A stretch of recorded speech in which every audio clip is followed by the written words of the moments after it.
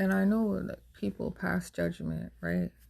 They say, well, why didn't you choose somebody from your own ethnicity and your own culture to marry?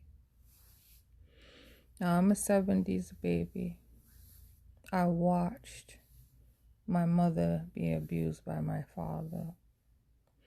I watched almost every male in my family and in my environment abuse a woman. So, when you're the girl child who has watched the abuse, either it grooms you to accept abuse or it creates rage in you, and you are absolutely against abuse. Somewhere on that spectrum, I was on the rage side.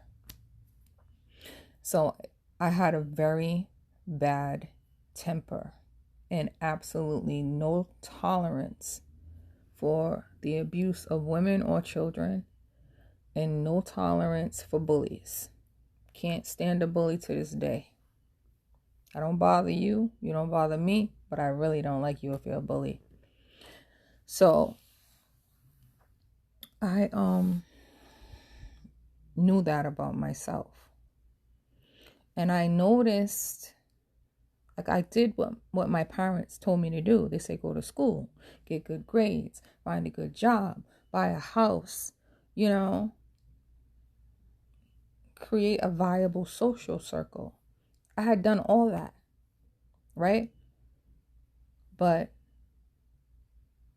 men of my ethnicity and culture, you were not in my classes. No. You were not in my graduate school at all. You were not on my jobs. You were not.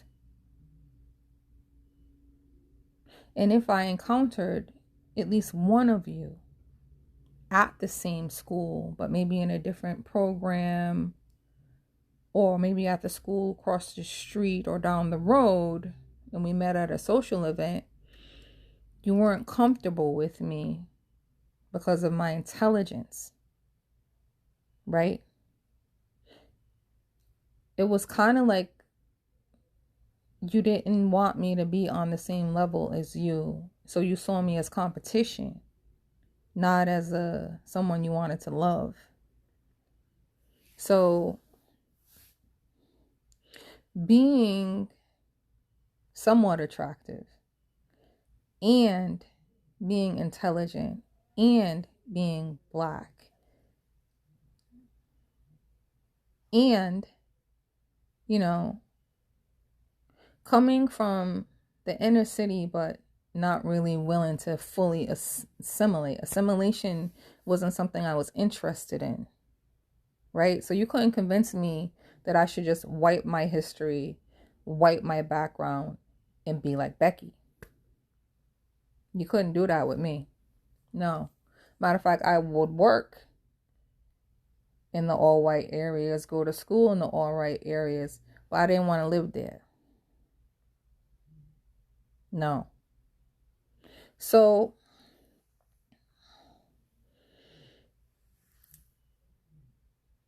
you weren't around me, right?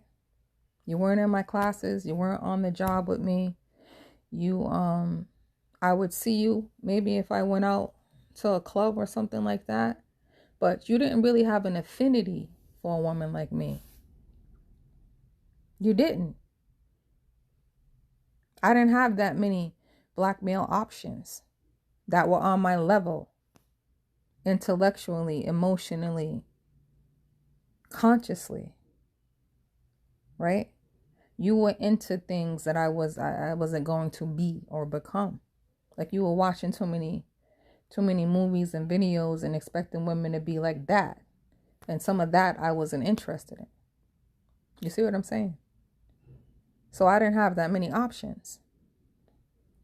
So what wound up happening with me is I was like getting into my late 20s. still single. I had a house. I had a car. I had a good job, right? I had a master's degree. But no one from my background was having the same things as me or the same mindset as me that could really relate to me at that time and in the location where I lived.